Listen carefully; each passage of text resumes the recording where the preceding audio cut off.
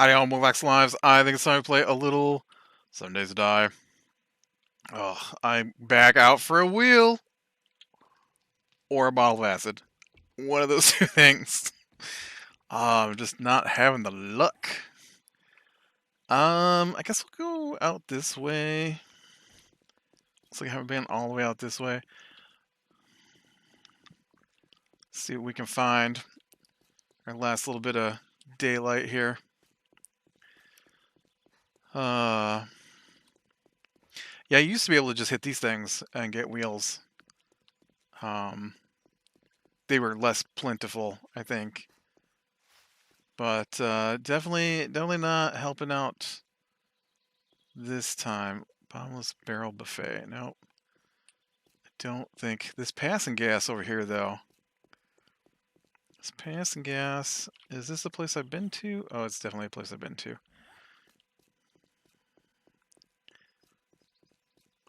Let me make sure. Yeah, I'm pretty sure I've been in here. Yep.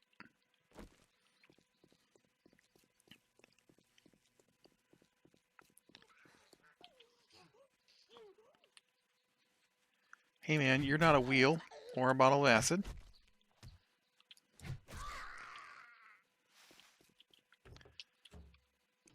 Well, usually tonight, or yeah, this episode is my after D&D episode that I chit chat about how our D&D went down this week, but we didn't play. It would have been Starfinder this week since we're starting up the Starfinder campaign now.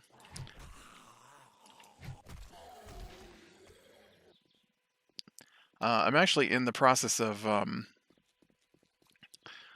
trying out a new platform to play it on. We set up on Roll20, and I was looking for a better system because Roll20 is just glitchy enough to annoy me sometimes. And so I wanted to. What is this? An MD?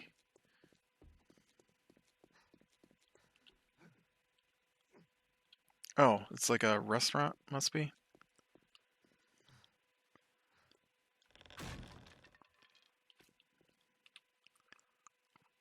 Must be like an MD in real life, right? Oh, I thought I saw books. Must be this way. Yeah, there it is. Have I been in the bookstore? I would say yes. All right, so let's keep going out this way.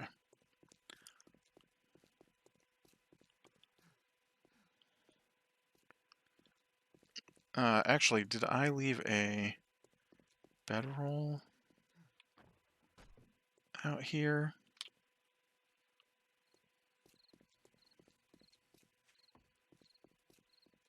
Did I really not leave a bedroll? Oh, there it is.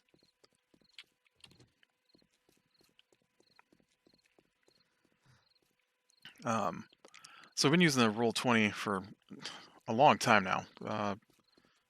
More than a year. Maybe a couple of years at this point. Yeah, probably way more than a couple of years. 3? I guess 3 is still pretty close. But so I'm always looking for something better. And I had actually looked at a different system. This is a school, it looks like. Could I find acid in a school?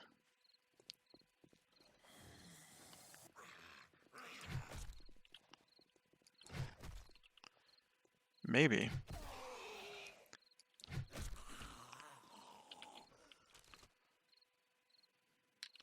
I just need one bottle.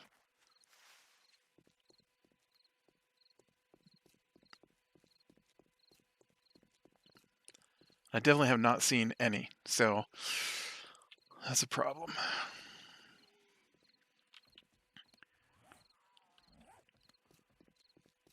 I don't know if this farm here is the edge of town or not.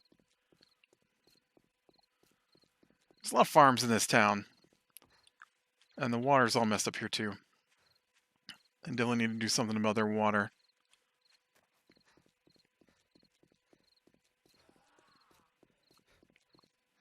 In fact, there's just farms on both sides of town here. All right, let's go back to the school. We'll check out the school, see if they've got anything.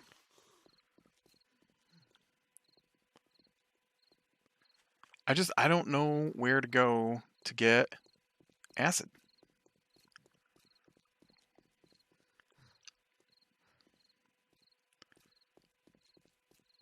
Reliably, I guess I mean. So the system that I ended up attempting is Foundry. What just happened there?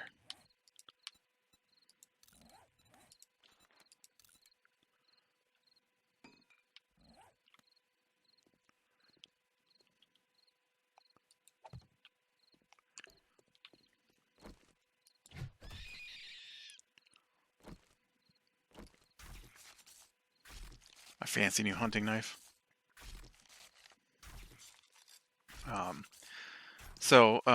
It was listed as one of the better virtual tabletops, as they're called, that you could use, and it wasn't ready to be used the last time I had looked at it, and so I've been setting that up, and the trick is that Roll20 has its own servers, so you don't have to do anything. But Foundry requires you to get a separate server. They don't have their own servers. Ah, man, I really thought this was going to be the place. Oh, not glue. I don't need glue.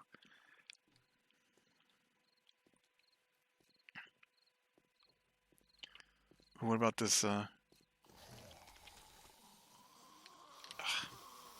Nails. You're not gonna cut it either.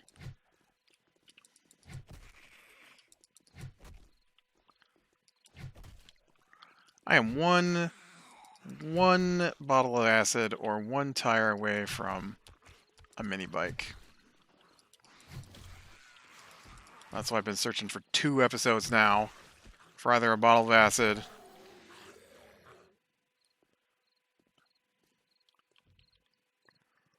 or a wheel.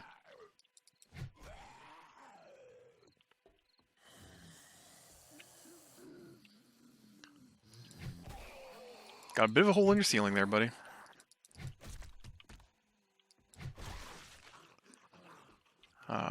So we haven't played on it yet, but I have got the campaign connected to it now, and I got a server, and I got my campaign, what I had done, loaded up to.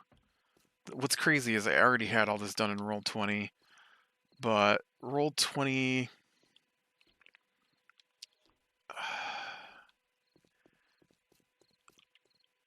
Roll20 is really clunky, and I was looking for a system that this was the issue, is that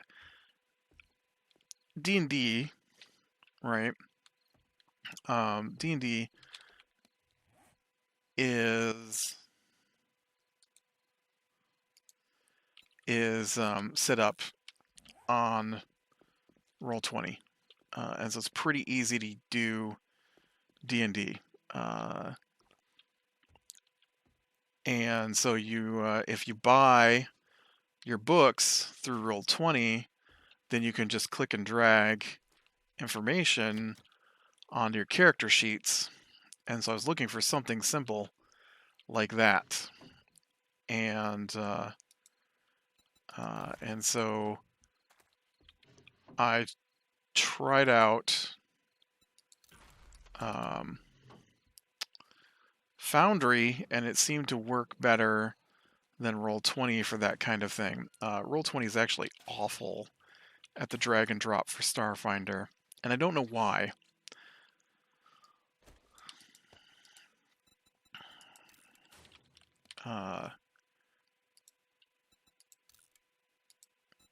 And you can buy books on there, and it was at one point the official virtual tabletop for Starfinder. And so you'd think that the system would be pretty easy to use, because that's the whole point of having a system. If I would just wanted to draw my own maps and stuff, then everybody could just keep a paper character sheet, and we'd just play on like what's that, tabletop simulator or whatever it's called. Did I do that room? I think I did that room. But the goal is to get a system that automates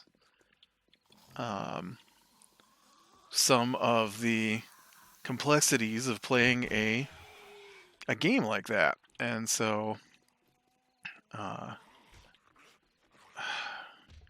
you guys and your inability to follow me.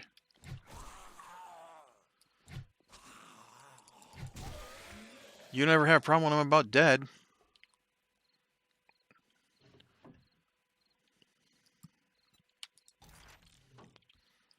So, I got that set up anyways and ready for us to go. But one of the guys was out of town for work / vacation. I think his vacation's over and he's working now. I think what ended up happening was he went on vacation for the weekend, and then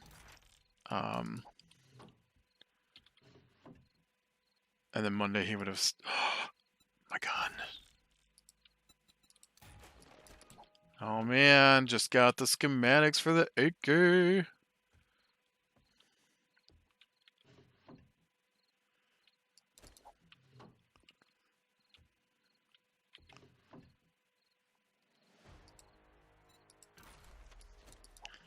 I thought for a second there that said I had 21 points to spend.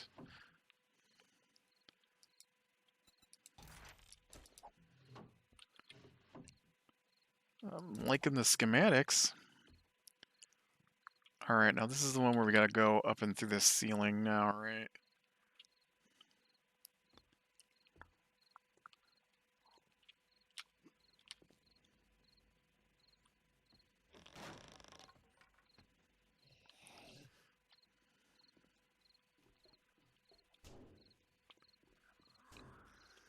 Looking around for buzzards.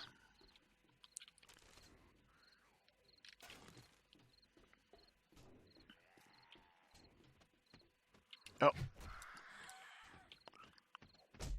Dang it.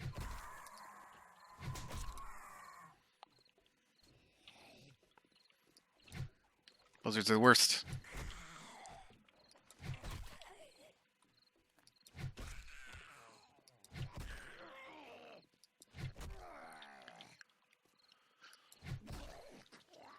So what I mean by the automation is, so like I said, you buy the books on Roll20, and Roll20 does have some nice automation for Starfinder, and I did buy a bunch of books on Starfinder that I'm not going to use now, so a big waste of my money. Well, provided we like Foundry. Foundry doesn't have that kind of stuff, and so I do have to put in some extra work, and Roll20 does seem to be better at matching up the maps to the in-game grid than Foundry does on some things. But, and this is the important thing, because of the complexities of Starfinder, Foundry is way better at pulling the information in for things like your class and race and theme, which Roll20 for whatever reason does not do a good job of. It's the character sheet.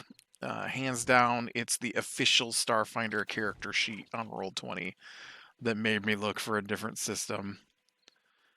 It is...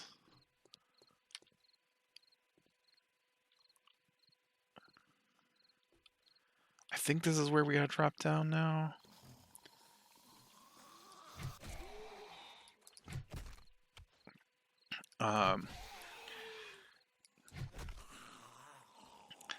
Basically, not even basically. So, D&D is 5th edition is what we normally play. It's pretty simplified.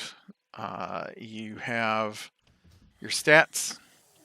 The higher your stats go, the better the bonus you get to some things. You have a list of skills and what they're applied to, and so like athletics is a strength-based skill. Acrobatics is a dexterity-based skill. That's what I mean by that. And so that's pretty much it. It's super simple that way. And then your classes have abilities, and your background adds a little bit to your class, but usually doesn't grant you a special ability or anything like that. Usually it's stuff like a skill. You know how to use woodworking tools because you were a carpenter's apprentice, that kind of stuff. And that's pretty much it for D&D. And so you roll your dice and you go. So this is a much more complicated system, and it has the classes basically split up into multiple parts, and so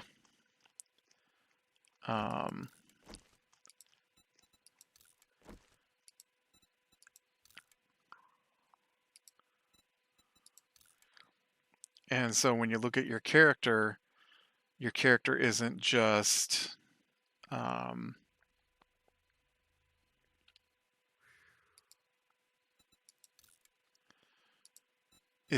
basically your class and that's it. Your character is actually made up of a theme in Starfinder as well. And so you get some stuff from your class and you get some stuff from your theme. And then the classes are very different too. Some of them are broken up pretty hardcore into like multiple sub themes, which I guess you get in D&D as well, subclasses. So I guess that's pretty similar to D&D. But for whatever reason, the character sheet for Starfinder does not work with that kind of information. And so, I mean, some of it's super simple and you think it would just go, and then some of it is like all of it would be simple to add to the character sheet, which is why I just do not understand why it doesn't add to the character sheet. You have to put it in manually. Like what's the point of having the whole automated Roll20 thing with the compendium if you're not going to actually pull the information from the compendium? So, for example, a character I'm playing is an operative, and the operative, I think I'm doing an operative outlaw, and so the outlaw's got some pretty basic things that it adds to your class, but the operative is just a few parts to it. So at first level, you got to choose what your operative type is, and so like I chose ghost, and operative is like a rogue kind of, and so ghost is like their assassin, and so ghost grants you a few abilities. Well, if I click and drag ghost onto my character sheet in Roll20, nothing happens. Because for whatever reason, it can't just add the few abilities for ghost. And honestly, I think might be super spoiled by D&D Beyond. D&D Beyond is awesome when it comes to this kind of stuff, and that's where I keep my character sheets. So I don't even use the Roll20 D&D sheets. We just use the Roll20 the Roll20 tabletop to play our games. And the I guess the one guy, he buys the adventures, so they're all pre-made for him. And so, I mean, not that I didn't buy my adventures for Starfinder, just that they're not. The adventure we're running is not in Roll20 for whatever reason. I would have bought it. Oh, jeez, this is where I'm gonna die. Great. Yep. I knew it was done as soon as that guy hit me, and I got stunned a little bit there. So I have to load all the information in anyways. We might as well switch to a better character sheet system than what they've got. Okay, now I'm way far from home. I just want to be back at my base.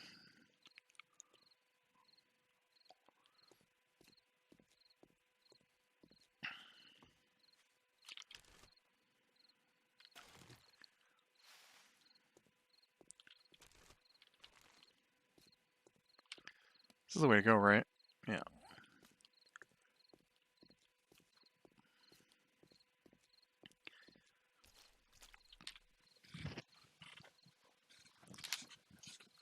What I'm hoping, and I think I mentioned this before, what I'm hoping is here pretty quick, Pathfinder, who are the people that make Starfinder, or Paizo, I guess, is the people who make Pathfinder and Starfinder. Pathfinder is a little bigger for them than Starfinder is, so they're the I believe the D&D Beyond people have made their new system, which is online with a tabletop and all that stuff. And so Pathfinder will now be in a system similar to D&D Beyond. And so I'm hoping that shortly here sometime they will do Starfinder, and then we can switch over to that. But I had already started working all of the stuff before they had announced their new system. And currently, none of the really good character sheet places have an attached virtual tabletop, and that's the real key, is that we don't live near each other, so we can't just meet up to play in person. And so it's, super easy to jump online and hit the tabletop, the virtual tabletop, and play together. But yeah, it's because we had some issues with our first session of Starfinder, in that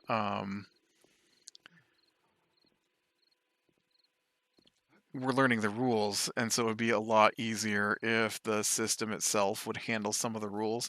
For example, we have a spaceship, and the first fight in the campaign we're running is a spaceship fight.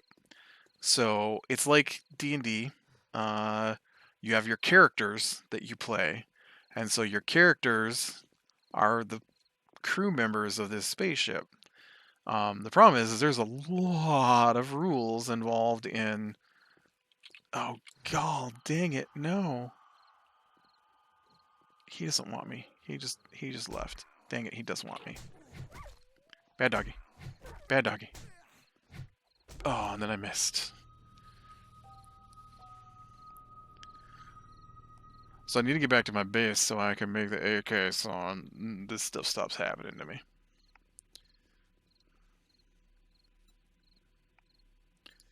Just spawn near my bed. Let's just see where you stick me.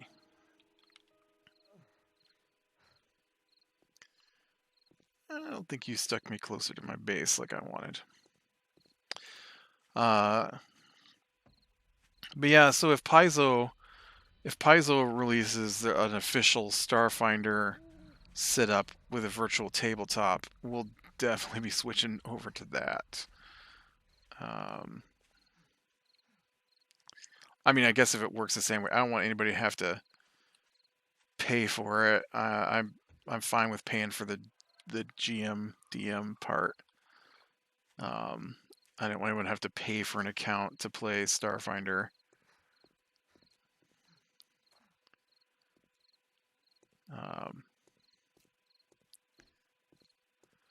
But yeah, that's what I was doing, trying to get ready for this week, and then nobody shows up. That's okay. We're supposed to play next week. What's really mildly irritating though is that I asked them to send me their character sheets so that I could put them in the new system, and only one of them sent me a character sheet. And I've talked to one of the other ones 3 times now, and he keeps saying, "Yeah, I'll send you the character sheet." Uh, and I was like, "Yeah, I only got one character sheet," and he's like, "Oh, well, yeah, I'll get that out to you."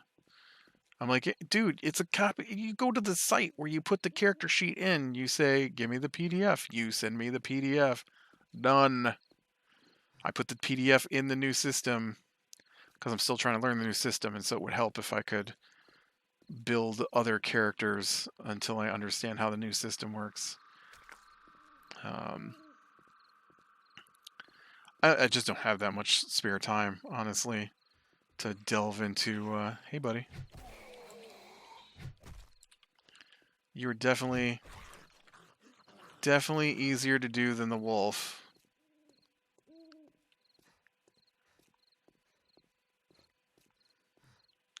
I guess the other thing we could talk about while I'm trying to work my way back home here is the furnace guy finally shows up. I'm sure I've talked about that.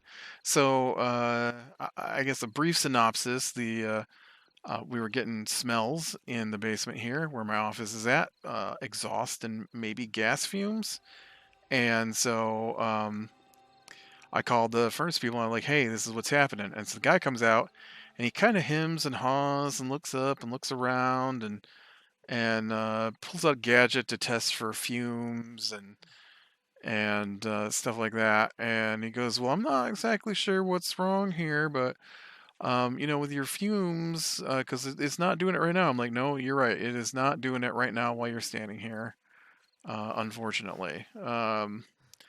And he's like, "Well, I'm looking at your vent pipe, and the vent pipe has some issues." And I'm like, "Okay." And he's like, "So maybe we can." It looks like there's maybe a rot spot or a rust spot here, and that could be where the fumes are coming from. I'm like, "Okay, well, let's get it replaced then." And he's like, "Okay, I'm gonna go get some paperwork put together, and then we'll call you back." And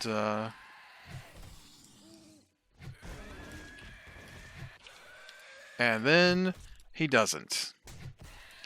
And so then on, oh, okay,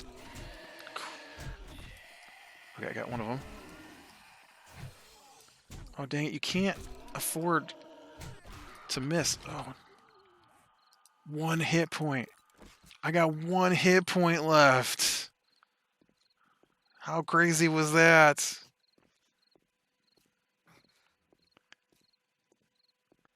Please just let me get home. It's right here.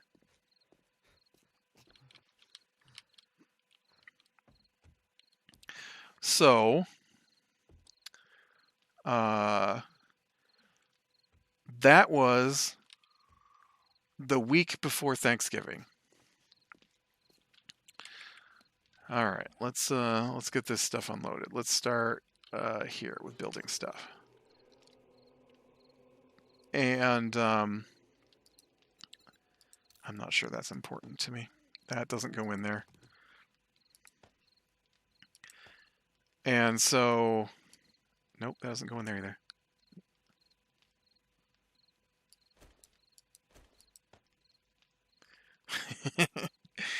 So, I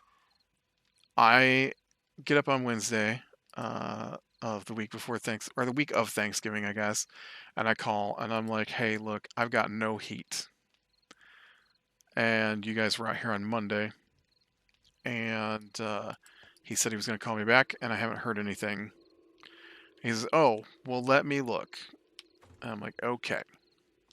And so he looks, and then he says to me, "It looks like the parts are on order, and nope, that wouldn't go in there.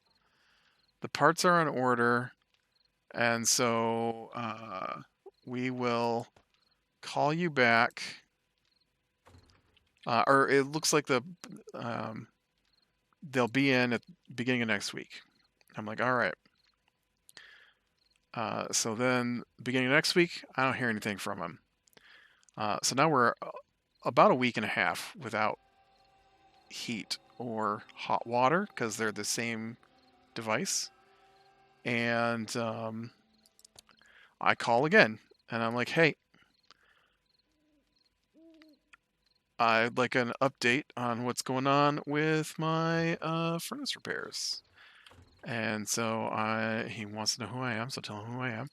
And he's like, oh, it looks like your parts didn't come in. They were, there was a mix-up with the company, and so everything's on 5-day back order. So it'll be the end of this week, beginning of next week, and then they'll be in. I'm like, okay. And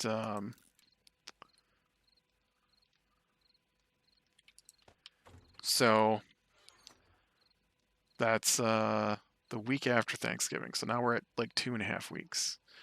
So then the following week, I called, and he says, following week I hear from him. I call again, and he's like, oh, well, you know what? The store or the business that we're getting the parts from is closed right now at 3:30 in the afternoon. The synopsis has taken way longer than I intended it to. And all right, what do I have to make an AK? Machine gun parts. All right, forged iron, duct tape, scrap polymers, spring. I probably don't have the machine gun parts. No. Oh, well, that was going to be awesome to get a machine gun and not have the machine gun parts. So, anyways, we'll hurry this story up and then call it a night. So he says he will call the next day and he will let me know. So that was a Thursday, I think. So that is Thursday of week 3.5. I don't hear anything from him on Friday. I don't expect them to be open on Saturday and Sunday. I don't hear anything from him on Monday, and then on Tuesday he calls. So this is 4 weeks in, 4.5 weeks in, and he says, all right, we have the invoice. We got the prices. You need to send us at least half of the invoice, and then we'll get those parts ordered. They've been telling me for 3 weeks that the parts were ordered. And now he's telling me they just got around to figuring out how much it was going to cost to fix my furnace. What the heck? So I kept telling him every time, too, that we did not have heat, that the heat was not working. And every time he was like, yeah, the problem that we're fixing can cause that to happen. I'm like, well, you know, you get a guy out to look at it. And he's like, well, I mean, there's not a lot we can do until we get the parts in that they hadn't ordered. And so the thing is that these are the same people we always use, and we have never had a problem with them before. And so he finally, with the invoice, he says, all right, we'll get the parts ordered. They'll be here at the end of the week, beginning of next week. Did not hear from them at all the next week. The email that contained the invoice said, if you have any questions, email us. So I emailed them. I said, y'all said it was supposed to be into last week, beginning of this week. It's now Wednesday. Is there an update on what's going on? Nothing. So then I call the next week after not hearing anything from them for basically a week. And he says, on the next Wednesday. So we're like 6.5 weeks in, and I'm like, hey, is there an update at all on what's going on with my furnace repair? And he's like, oh yeah, we got the parts here. We just needed to schedule with you as to when we're going to come out and fix it. And he's like, looks like the earliest is Wednesday of next week. I'm like, okay. And so I got up super early yesterday because they said they'd be here between 8 and 10. I thought they meant they'd be here at 8 to work until 10, but what actually ended up happening was he showed up about 9:30 and then worked until about 3 in the afternoon, which is pretty crazy. They sent one guy. It took him forever for what little bit I saw him actually do. Um, uh, and he gets here and he says, "Your furnace isn't even on." I'm like, "Yeah, it quit working like 2 days after you were here." And he's like, "What? Well, did you call?" I'm like, "Yeah, dude, I called every week telling them I didn't have heat." And so he didn't even bring the right parts, but he got most of the right parts with him. Didn't bring the parts that actually connected it to the furnace. Had to use a different set of parts that he said wasn't the kind you're supposed to use, and then said he'd be back with the parts I paid for. Um, I mean, he didn't show up today, so I don't know when that's ever going to happen, or if I'm even going to bother to call. Honestly, it's working now. I don't care. Basically, the pipes that are there are galvanized steel, and he said it should be stainless steel. And so they replaced all the galvanized steel with stainless except for the two parts at the furnace. But the furnace is, or I'm sorry, the boiler, as they yelled at me that it wasn't a furnace, is working now. So we have heat again and hot water. Um, and so it was really nice to be able to not take a sink bath today, because that's what we've been doing. And heat up water in the microwave and and then use a bowl of water basically, with some soap and some washcloths. Scrub up. Um, but yeah, and then the police showed up. I was thought it was the furnace guy coming back with the parts, and I just figured he'd walk in since he'd been in and out of the house 100 times earlier, and I don't hear anything, and so I got up and I went and looked, and I saw it was the police, and so I got upstairs, and I had spent an hour putting together some plants that go in the fish tank, although who knows if that was even worth it because they had put in some medicine the day before, and now all the fish are dying. Um, we went from 5 fish to 2 fish in 2 days now, and so we'll see if it was even worth my effort. Oh, it definitely wasn't worth my effort that I took to put the plants in the fish tank, because they went ahead and gathered up all the plants into one spot instead of spread out like I had them, so that they could try and stop the fish from dying.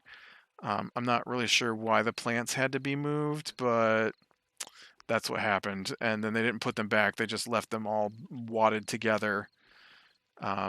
So yeah, but anyway, so I was upstairs for like an hour working on that, and then I came downstairs, and then I saw the police, and then I went up and talked to the police, and he's like, "Did you call 911?" I'm like, "No," and he's like, "Well, could anyone from this house call 911?" I'm like, "Maybe, but I don't know who it would be." He's like, "Well, who else is here?" I'm like, "It's just me and the two kids upstairs watching TV," and he's like, "Well, could you bring them down so that I can check their welfare?" I'm like, "Okay," and so I went up and told the kids to come down, and he's like, um, "So we got a hang up call from 911 for this address." I'm like, "I don't. Nobody here called that I'm aware of." And he's like, well, they would have called back, so it would show up as an unknown number on the caller ID. I'm like, well, let me look, because our phone logs caller ID. And I'm like, yeah, no, our last phone call was like an hour and a half before he was there, and it had an ID. I'm like, yeah, nobody called. So he's like, well, it could be the wind, because we were having really bad wind and snow stuff. So, but yeah, that was crazy. Uh,